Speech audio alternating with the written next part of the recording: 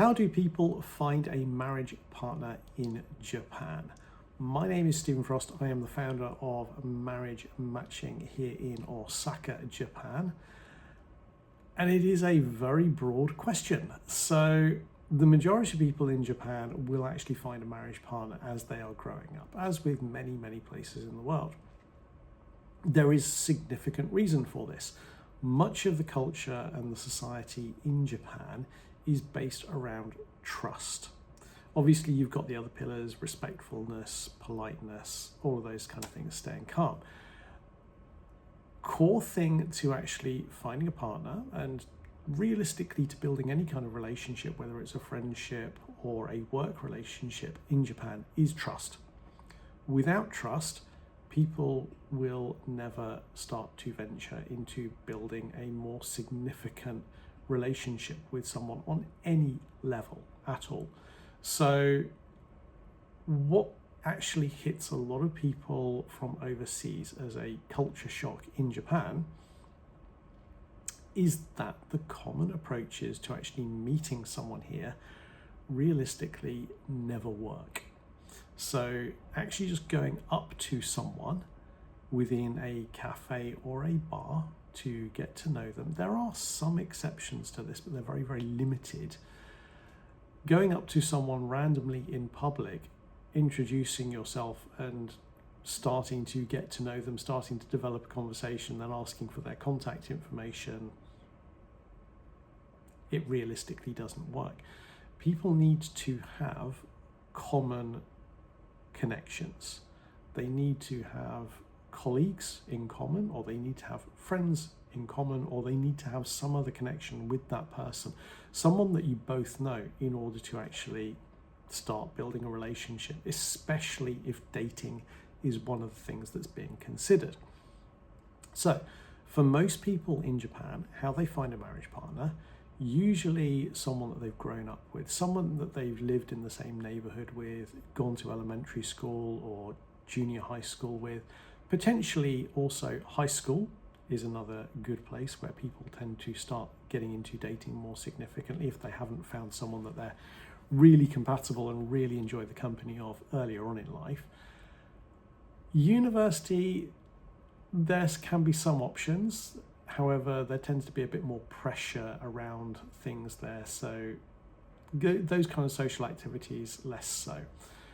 When it starts getting into the period after university, after graduation, things start to get a bit more challenging in Japan. There is a very, very strict culture around work, especially around interactions with co-workers and other people within the company. Workplace romances are significantly frowned upon. The focus within work in Japan is very much on the good of what is for the company. So if something is going to detract from productivity and potentially cause tensions in the workplace, it's not going to happen. And for that reason, dating within the workplace, extremely rare and very, very much frowned upon, unless it goes right. And there is a risk that it may not. And when it doesn't, you could well find that your job is in jeopardy. Not joking about that. There's a lot of people that basically get fired on the quiet, which is meaning that they get assigned to a different desk, they stop getting given work, and realistically they are forced into boredom and quitting. So that's what can happen when workplace romances fail to work out, and that's for both men and women. Realistically, when people hit the point after the age of 25-ish and they're looking for a marriage partner, what they will do is they will reach out to a marriage agency, or as they're known overseas, Japanese marriage agency, and they will look to get introductions, or omiai, which are the traditional Japanese marriage introductions, in order to actually find someone who is right for marriage.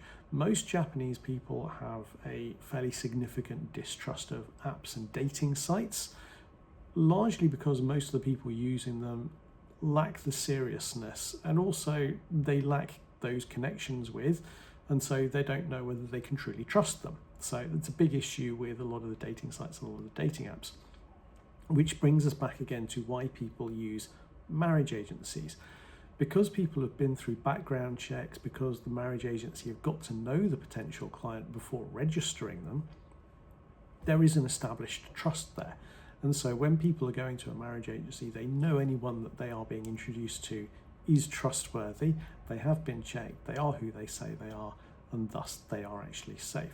So, how do people in Japan find a marriage partner? Well, unless they have met them while they are growing up, generally after university, when they've gotten into work after the age of around 25, they will go to a marriage agency. And this goes for people who are looking for a marriage partner later in life, after a divorce or after a point where they've developed their career enough and they say, actually, no, I do want to find a marriage partner now.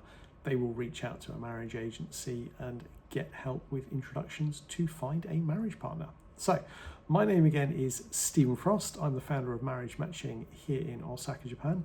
And this has been a video on how do people in Japan find a marriage partner. And the realistic answer is it's either from someone that they know from when they're growing up or through a marriage agency introduction. Thank you.